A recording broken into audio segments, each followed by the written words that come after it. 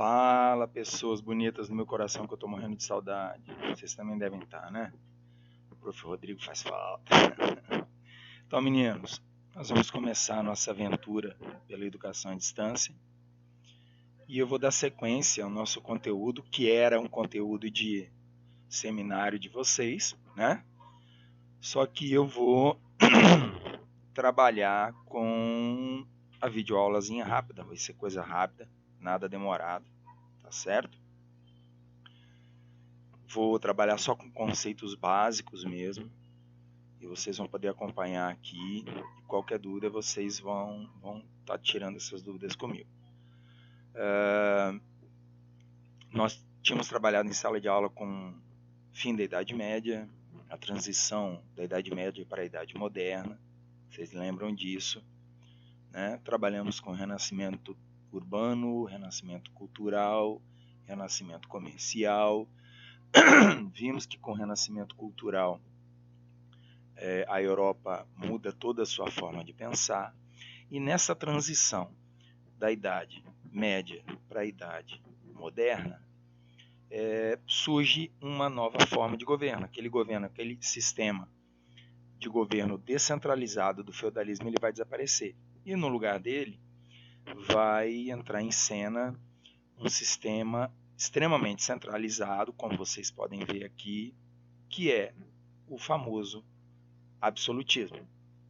Se a gente fosse definir absolutismo puro e simples, a definição básica seria aquele sistema de governo onde os reis eles possuem poder absoluto, eles fazem o que querem, fazem como querem, eles têm poderes despóticos, eles têm poderes discricionários, né? O poder da discricionariedade. Poder despótico, poder discricionário seria idêntico ao poder absolutista, certo? Eles estão acima da lei, eles criam as leis, eles são poder executivo, poder legislativo, poder judiciário. O absolutismo ele marca a transição entre o mundo feudal e o mundo capitalista, né? O modo de produção feudal e o modo de produção capitalista. Na realidade, é uma adequação do poder, né? Você vai ter que ter uma adequação agora entre os grupos que controlam a Europa. E que grupos são esses? De um lado você vai ter a tradicional nobreza e uma classe, um grupo novo, que é a burguesia, né? E você ainda tem a igreja, que vai ficar como o poder controlador, o poder que vai vigiar e que vai tentar adequar tanto a nobreza quanto a burguesia a sua forma de pensar, né? A nobreza nós já sabemos quem são. A nobreza vai ser aquele grupo de burocratas que vão controlar os cargos, que vão ter privilégios. A nobreza não paga impostos, a nobreza ela não produz, a nobreza ela apenas suga, ela tira, ela é dona das terras, ela tem o controle do exército, ela tem o poder político. Então a nobreza entra com o poder político, tá ok? Beleza?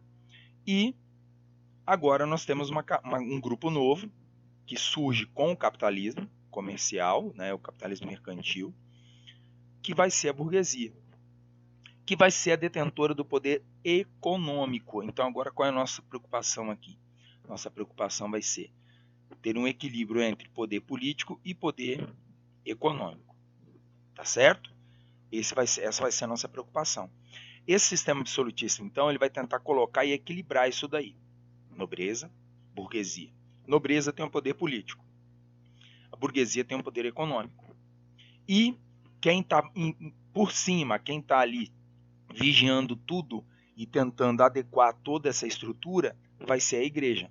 A igreja que tem o poder ideológico. A gente vai ver melhor isso quando a gente for falar de reforma e contra-reforma. Né? A igreja que tem o poder ideológico. Tudo bem?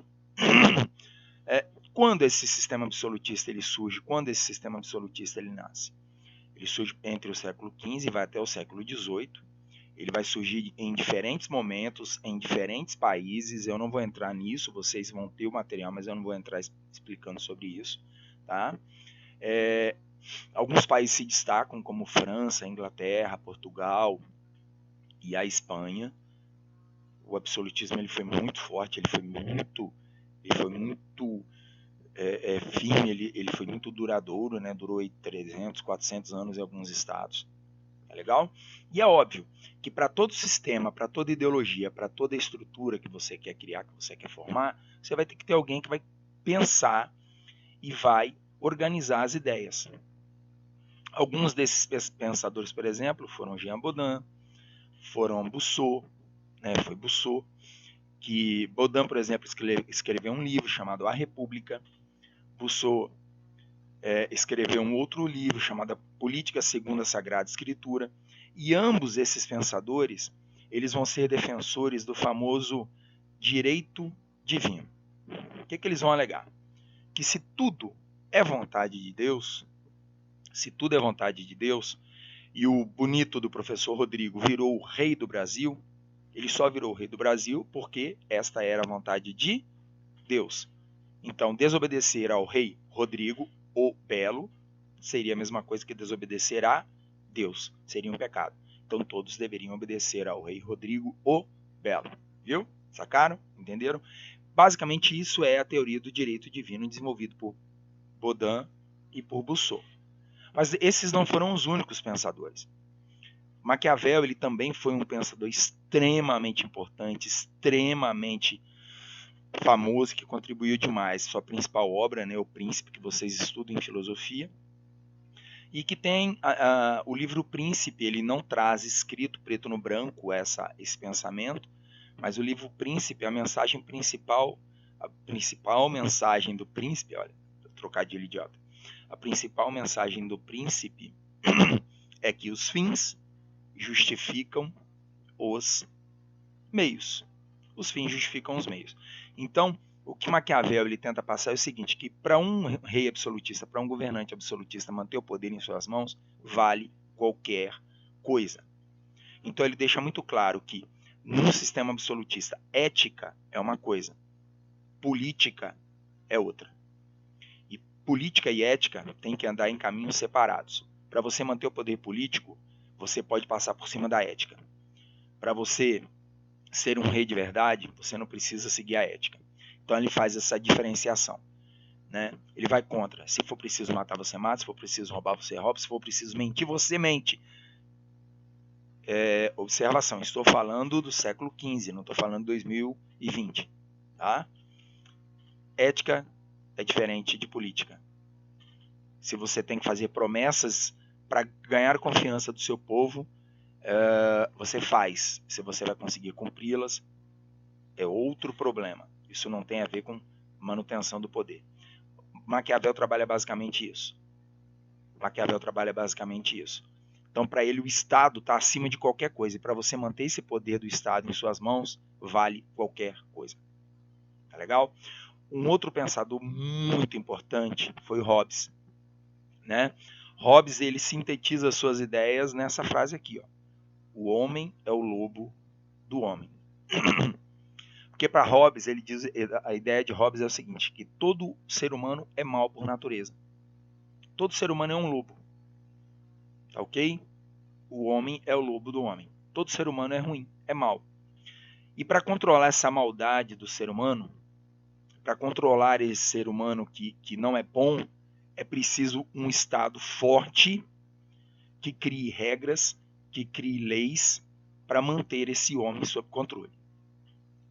Então, olha a ideia de Hobbes, que o Estado ele serve para livrar a humanidade do caos e da anarquia que ela mesma cria.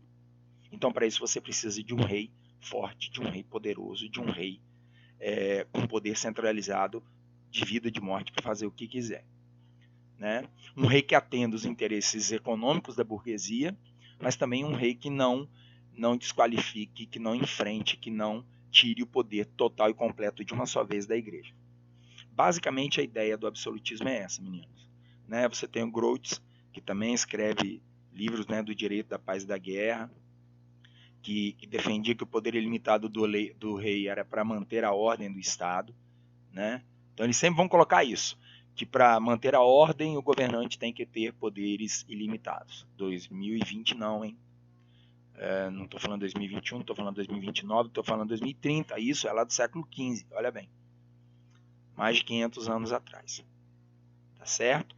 E o material que eu estou enviando para vocês vão perceber, é que ele também traz aí como esse absolutismo ele se formou em cada um dos principais estados nacionais modernos. Eu não vou entrar nisso, eu gostaria só que vocês dessem uma lida, dessem uma estudada, não vou cobrar isso, tá?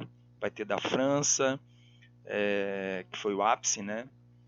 Onde ele fala, o rei da França, né, o Luís XIV, ele diz, só para a gente ter uma ideia, o Estado sou eu. Para ele, o Estado, a França era ele era a França. Então, o que era bom para ele era bom para a França. Você vai ter absolutismo na Inglaterra, e você vai ter ideias do absolutismo na Espanha, você vai ter ideias do absolutismo em Portugal, tá legal? Então é basicamente isso, queridos.